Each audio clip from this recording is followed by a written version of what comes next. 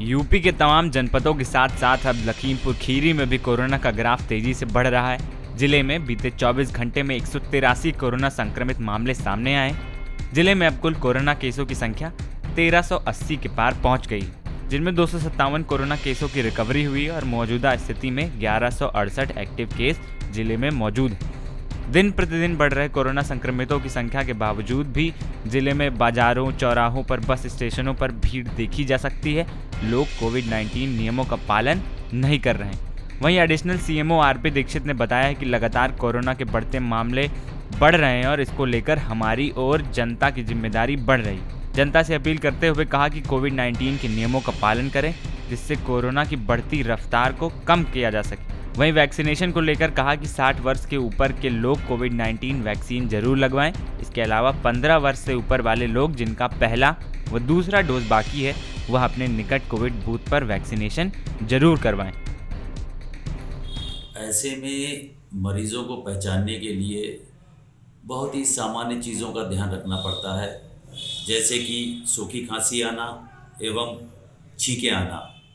ये मौसम बदलने के साथ एयर पॉल्यूशन की वजह से हो सकता है, एलर्जी की वजह से भी हो सकता है। दूसरी चीज़ ये है कि यदि बलगम आ रहा है, खांसी आ रही है, छींकें आ रही हैं या नाक बह रही है, और ये लक्षण कॉमन कोल्ड के हो सकते हैं। तीसरी बात ये आती है कि यदि खांसी, बलगम के साथ छींकें आ रही हैं, नाक भी बह रही है और शरीर में दर्द हो रहा है या कमज़ोरी लग रही है या हल्का बुखार रहता है, तो ये सामान्य फ्लू के लक्षण हो सकते हैं, वायरल फीवर जिसे कहते हैं। और चौथी चीज़ ये होती है कि सूखी खांसी के साथ यदि छींकें आ रही हैं, शरीर में दर्द है, कमज़ोरी लग रही है, हाई ग्रेड फीवर आ रहा है, सांस लेने में तकलीफ़ हो रही है, तो ये कोरोना वायरस के लक्षण हो सकते हैं। इस तरह से एक आम व्यक्ति लक्षणों की पहचान करके अपना बचाव कर सकता है।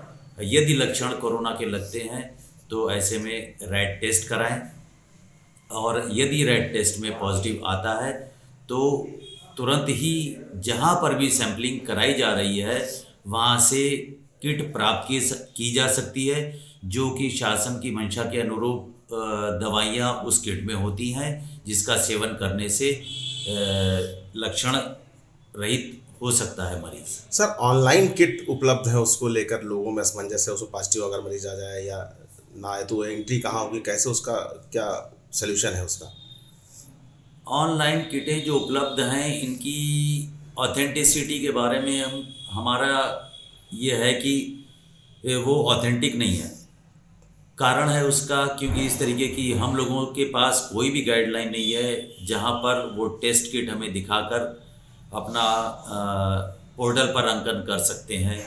ऐसे में हम मरीज़ों को यही सलाह देंगे कि अपने सुरक्षा के लिए यदि वो कर रहे हैं ऐसा, तो उनकी अपनी इच्छा है, उनकी अपनी मर्ज़ी है, लेकिन हम तब भी कहेंगे यदि उनको लक्षण लग रहे हैं या कि पॉजिटिव आ रही है तो जो सरकारी मेरा कोविड केंद्र पर या जहां टीमें सरकारी जांच कर रही हैं उन टीमों के पास जाकर अपनी समस्या बताएं और अपनी जांच दोबारा करवा लें। कंफर्म होने पर उनका अंकन हमारे द्वारा या मेरी टीम के द्वारा पोर्टल पर कर दिया जाता है, जो कि ऑथेंटिक है, जेन्युइन है।